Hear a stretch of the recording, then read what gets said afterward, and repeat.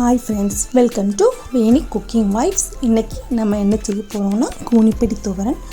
அதுக்கு நான் கூனிப்பிடியை ஏற்கனவே எடுத்து நல்லா வாஷ் பண்ணி ஒரு தட்டத்தில் எடுத்து வச்சுருக்கேன். வாங்க எப்படி செய்யலாம்னு பார்க்கலாம்.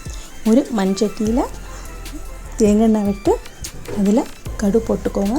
கடு நல்லா பொட்டினதுக்கப்புறமா ஒரு கை நிறைய உளுந்து எடுத்துக்கோங்க. உளுந்து எடுத்து அதில் ஆட் பண்ணிக்கோங்க.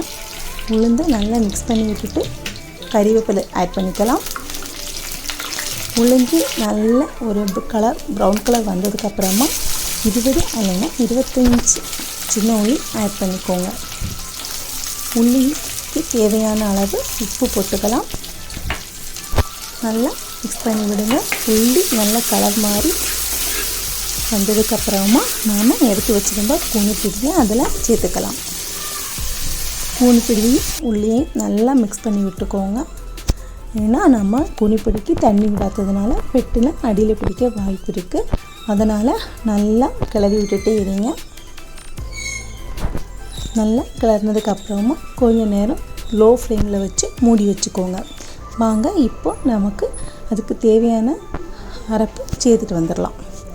ஒரு மிக்ஸி பவுலில் தேங்காய், வெள்ளைக்கூடு, மிளகு பொடி, மஞ்சப்பொடி, பெருஞ்சீரகம் போட்டு தண்ணி விடாமல்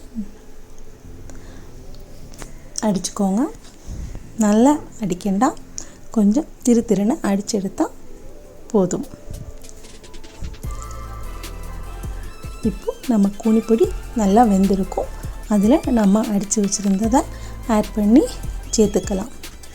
ஆட் பண்ணி நல்லா மிக்ஸ் பண்ணி விட்டுக்கோங்க. மிக்ஸ் பண்ணி விட்டு ஒரு 5 மினிட்ஸ் மூடி வச்சுக்கோங்க. 5 மினிட்ஸ் கழிஞ்சதுக்கப்புறமா நாம் அதை மூடி வச்சிருந்ததை எடுத்துட்டு நல்லா மிக்ஸ் பண்ணி விட்டு